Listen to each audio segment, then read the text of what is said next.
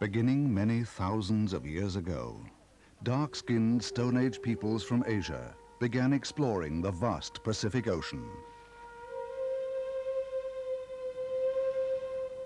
Without aid of compass, sextant, or chart, Pacific seafarers undertook long voyages of discovery and settled nearly all of the Pacific's 10,000 islands.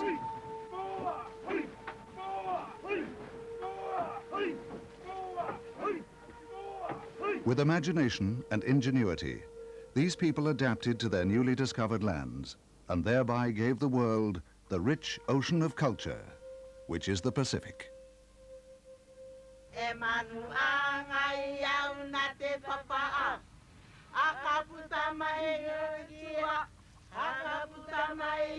But nothing stands still in today's world of instant communications, global travel and business. The idyllic isolation of the old Pacific is no more.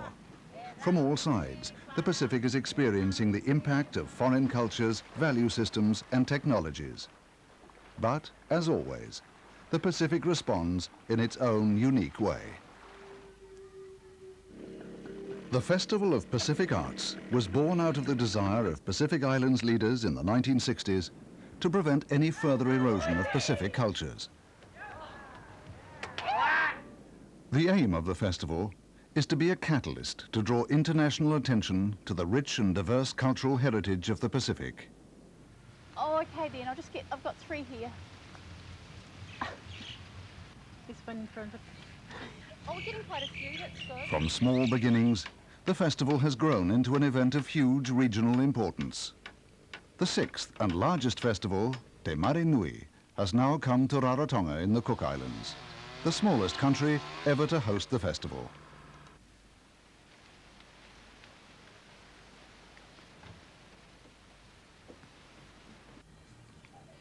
For 2 weeks, the Cook Islands are to play host to the representatives of 25 Pacific nations.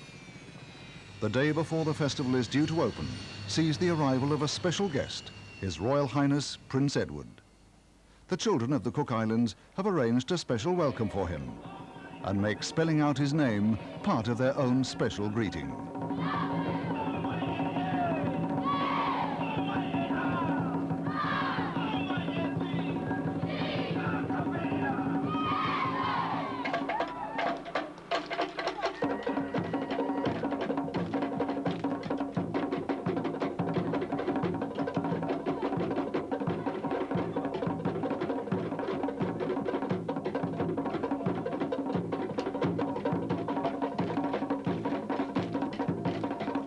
The prince is carried from the plane on a pa'ata, an honor reserved for royalty. It's a symbol of the esteem in which the British royal family is held in these islands that at all major occasions during the festival, he's carried on the pa'ata. Tradition demanding that his feet must not touch the ground.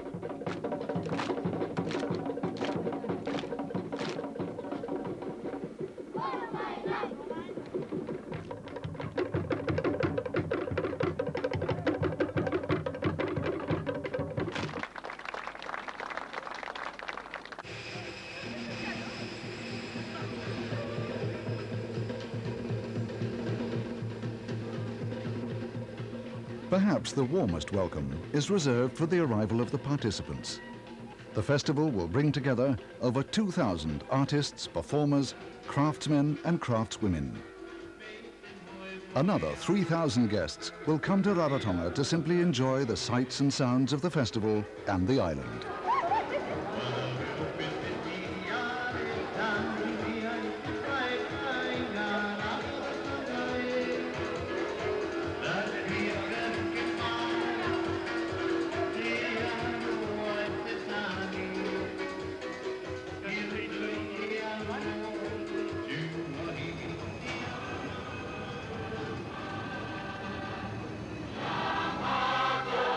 With the singing of the Cook Islands national anthem, the festival can truly begin.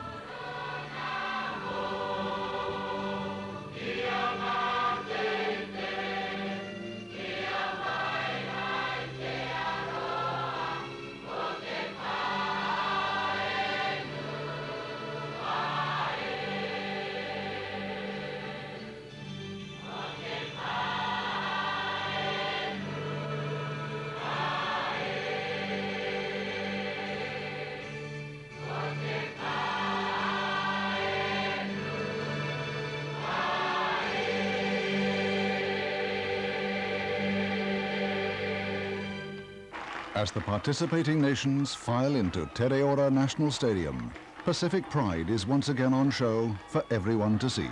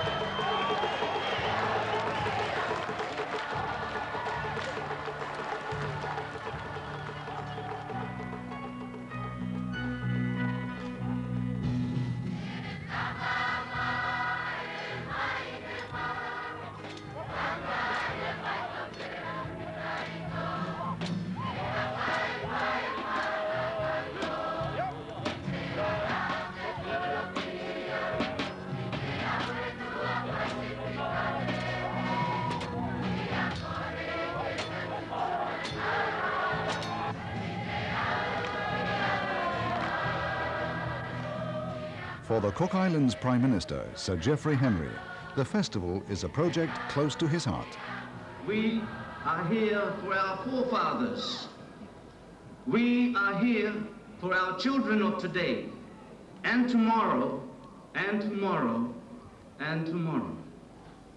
What you give us, what we all will have for these 11 days, is far more than an arts festival. It is nationhood amongst islanders and aborigines. For nearly 2 weeks, we will be one, even as we demonstrate our precious differences.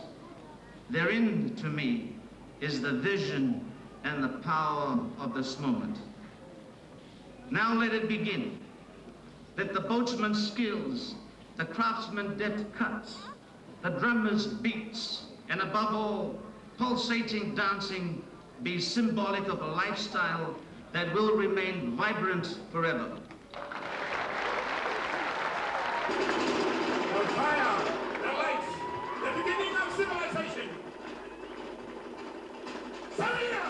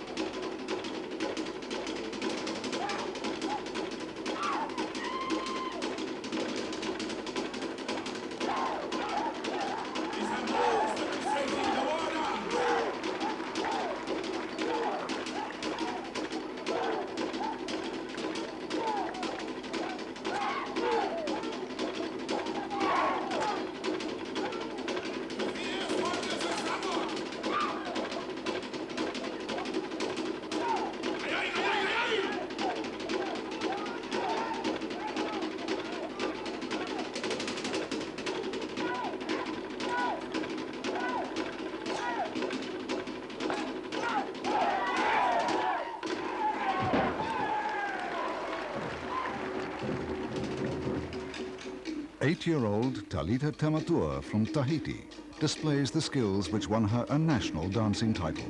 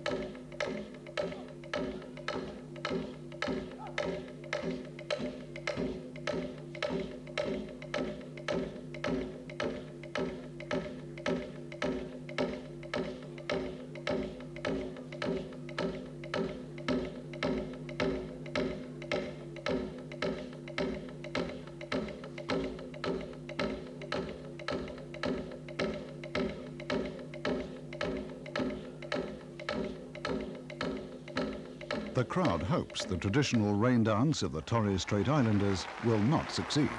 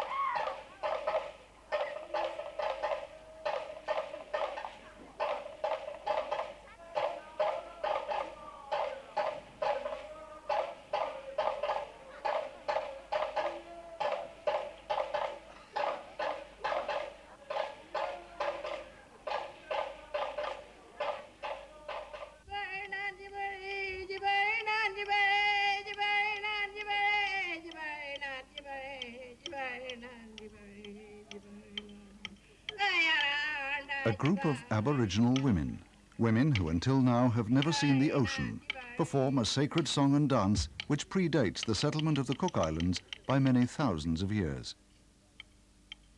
What becomes immediately apparent is that the cultures of the Pacific are as diverse as the ocean itself is vast.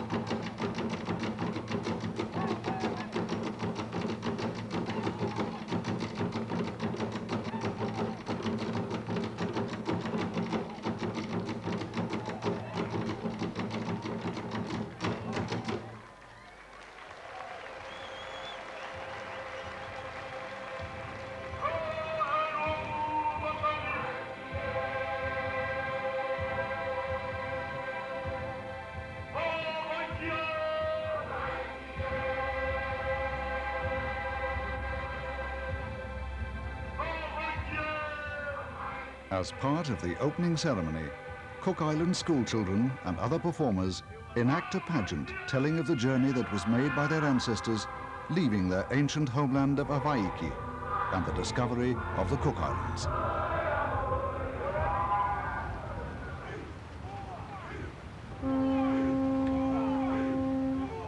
One of the greatest achievements of the Pacific peoples was canoe building, along with advanced navigational knowledge and practice. In the early evening, stars were used to take new bearings. Knowing that stars rise and set in the same place along the horizon as they move due west through the heavens, the Polynesians developed a system of celestial navigation based on the paths of the stars, either rising or setting. For the 6th Festival of Pacific Arts, a fleet of canoes arrive at Amana Harbour to attend the first ever Waka pageant. They have come not only to pay tribute to the great seafaring tradition of their ancestors, but also to prove a point, to reclaim their history.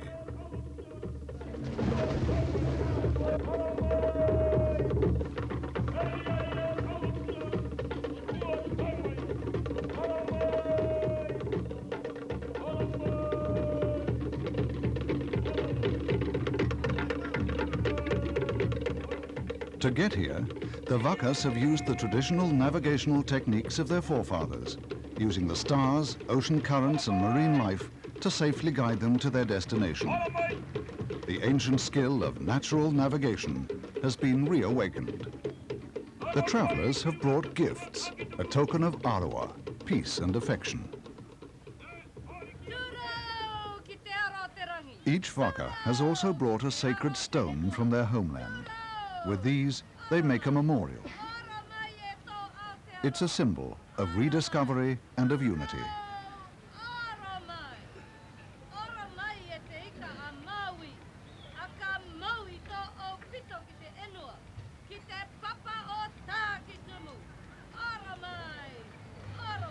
For the Pacific Island people that actually sailed here across the ocean to get to the festival, and using the navigation of our ancestors, it's a real proud moment for them. For us, it's really a reawakening of the old art, and a more or less honoring our ancestors, really.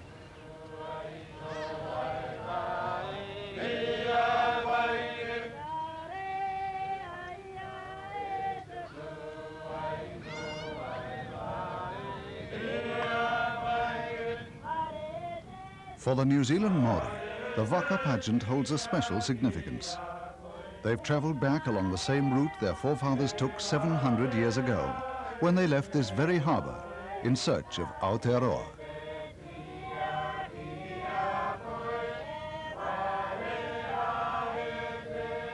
But fate had her own plan, and due to several storms, Te Aurere is delayed and arrives alone to receive a special welcome. Nearly everyone in Rarotonga turns out to greet her on this historic occasion. The journey made by Te Aurere represents a reconnection, not only between two nations and cultures, but between the past and the present. And perhaps it's only right that Te Aurere should enter alone, as for many present, it's proof that the gods are indeed wiser than men.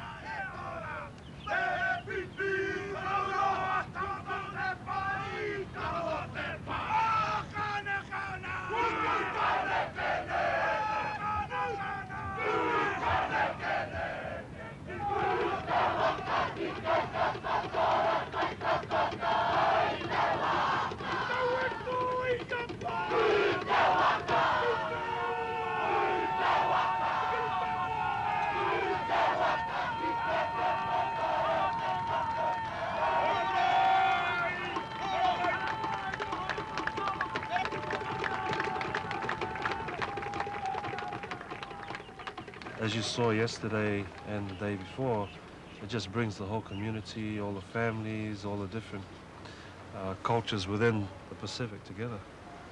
It's like all the crew members of all these canoes that sailed in here, they know what it takes to go through the ordeal that they have to go through when they're out at sea on the ocean.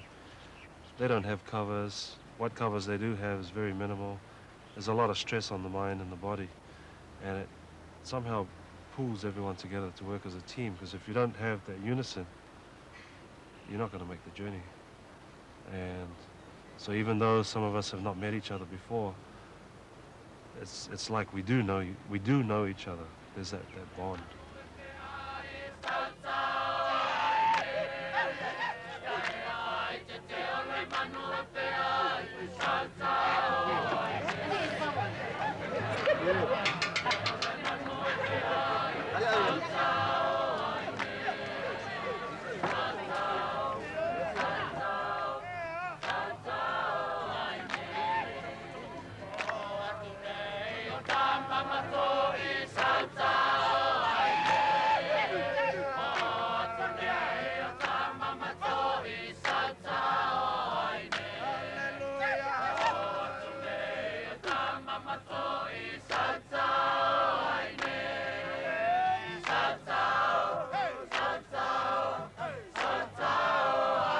Feasting and hospitality is, of course, a great island tradition. Apart from providing an opportunity for the host to show their generosity, the feast also allows the participants an opportunity to relax and get to know one another.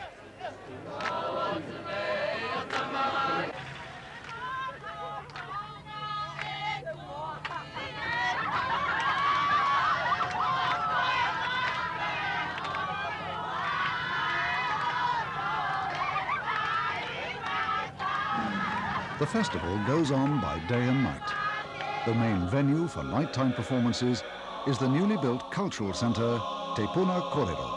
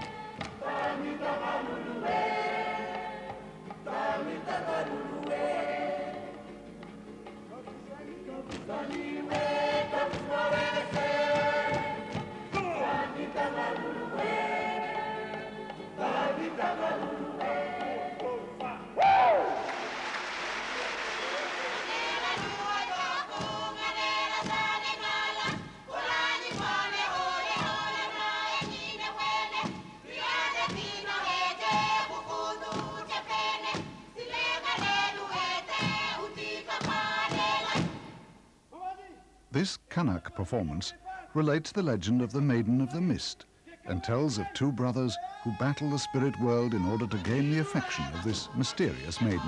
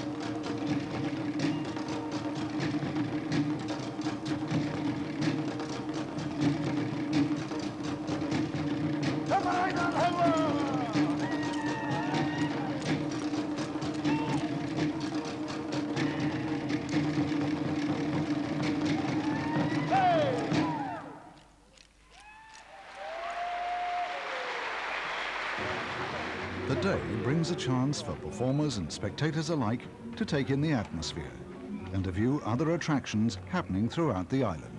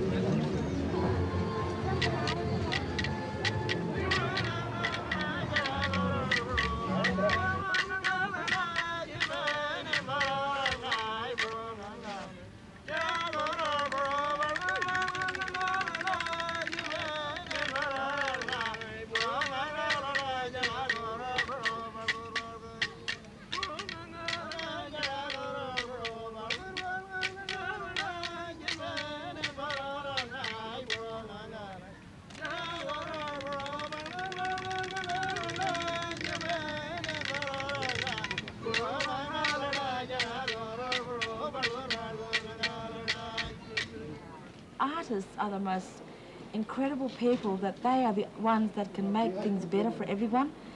If you can do things through a more lighter way and more happier way, instead of fighting and negative things, but then we have got the gift to bring everyone together through music and art and dancing, whatever you have to offer, we can do it.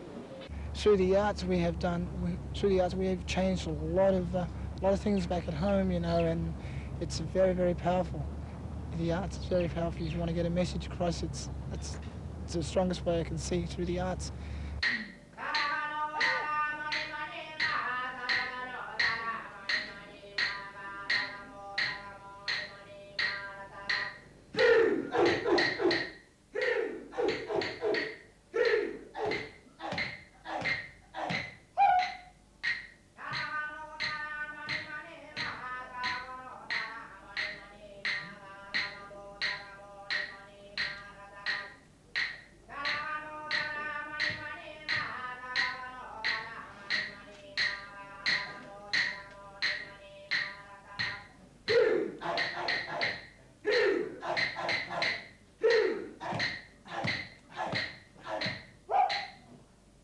We can't go back, and that's a fact. We'll have to accept that we cannot go back. So we have to go forward. So it's something that's, you know, that we've accepted, and plus in our area anyway, our elders have also accepted, because they've given us the permission to be able to do this kind of stuff, you know, the dancing and that, and also mix in a bit of our own sort of comedy and all that kind of stuff on stage, because it's a way we get our message across. We make people relax by having a bit of comedy there. Sort of when we do the shows before, just a straight, legitimate traditional show, you know, people don't know how to take that. They don't know whether to clap, whether to smile, whether to, you know, say that was great, or, you know, they don't know what to do. By adding that bit of comedy in it, by, you know, doing that, you make people relax and know that they can, you know, the dances are there for them to watch and appreciate.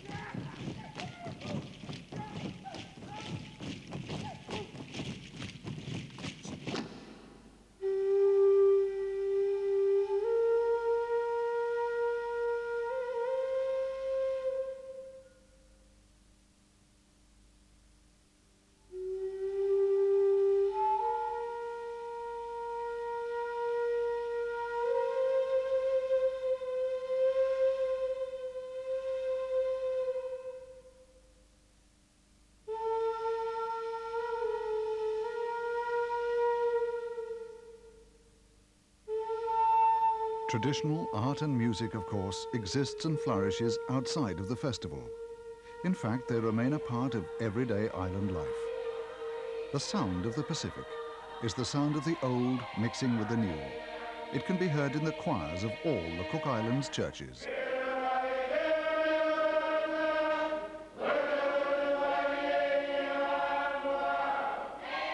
Perhaps it's the ability to absorb the new without destroying the old that's the measure of a culture's strength.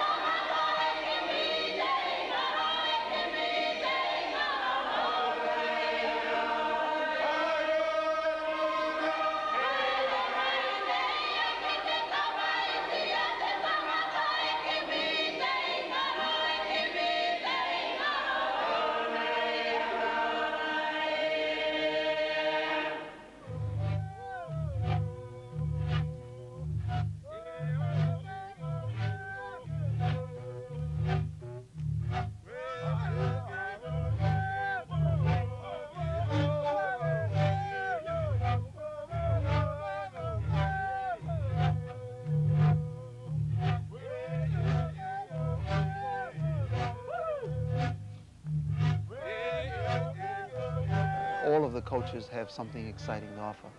They're all beautiful in their own way. They all have some similarity in certain ways with each other. You know, you take drums, for instance, or beats, rhythm. That's very common in the Pacific. I mean, even Maori New Zealanders who don't have drums per se, but they keep the beat with their, you know, with their skirts, with their piu-piu skirts, and a constant beat with it, and with their poi, when they hit it together, you have that constant rhythm.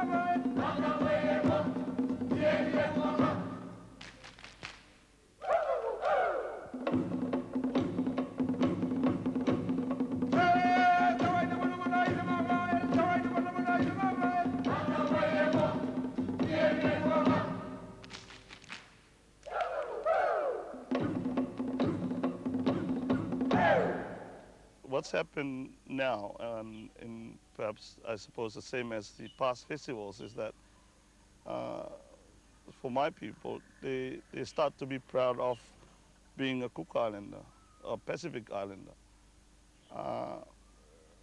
A lot of us have European names. Now they're trying to say, call me by my local name. They're beginning to get more pride in themselves and who they are. I think one obvious thing that everybody can have seen in this festival is that the young people are getting traditional tattoos. There's not enough people in this festival to give all the traditional tattoos that our young people want. It's another sign of waking up to who they are and being proud of who they are.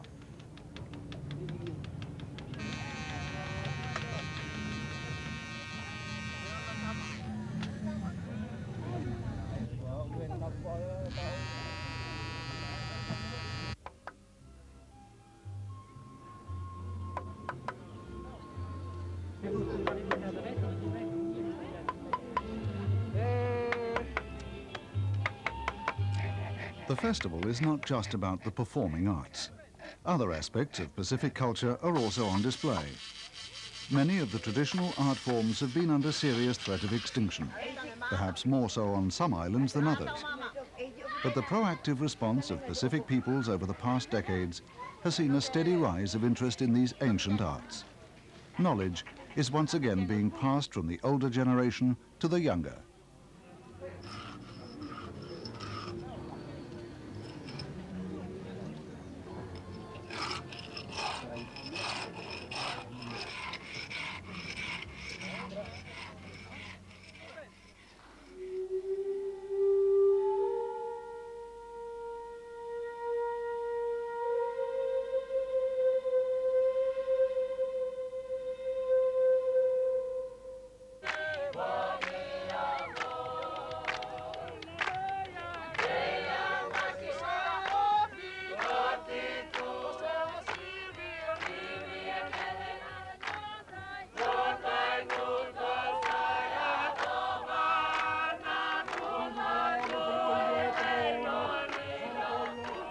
On the final day of the festival, a mock confrontation between the Cook Islands and the New Zealand Maori has been arranged. The New Zealand Maori will play the part of an invading tribe. It's intended to be a light-hearted affair. The descendants of those who left these islands 700 years ago throw down a challenge to the descendants of those who stayed. So begins the Battle of the Haka.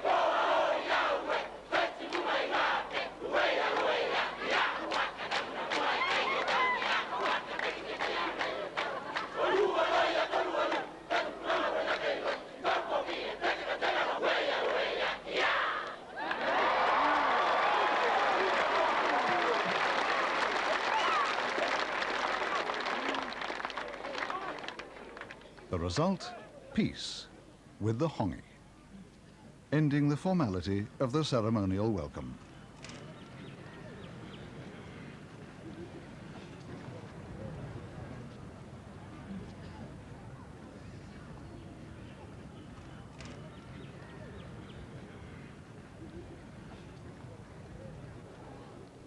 Cook Islands women have laboured hard to make commemorative tavaivai for the festival. Their vibrant colours and lively designs reflect the personality of the Cook Islands. A tavaivai featuring the festival logo is presented to the Prime Minister Sir Geoffrey Henry and will hang in the Cultural Centre as a reminder of the events of the past days.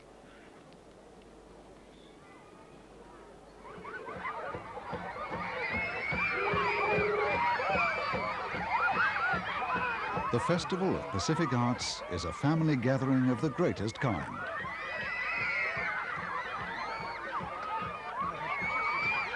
Now the night is for fun and fond farewells until the next festival in 4 years' time.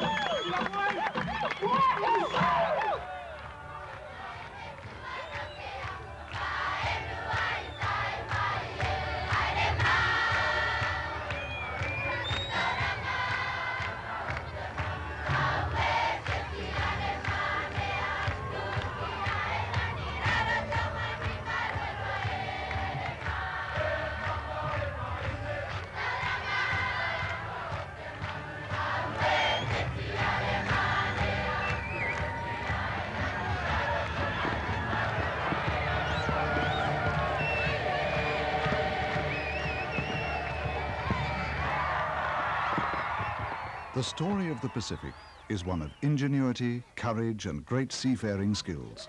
But what does the future hold for future generations? We have a problem at home where, you know, how tradition is passed on through generation to generation. But with our elders, it's that they will not pass on the information unless the younger generation asks for that information. And if they do not ask for it, then it will die with the elders. The more questions they ask, the more answers will be given. And then there will be more questions, and then more answers. A lot of the answers are not available, but when there's questions, people will try and find the answers. And that's my dream.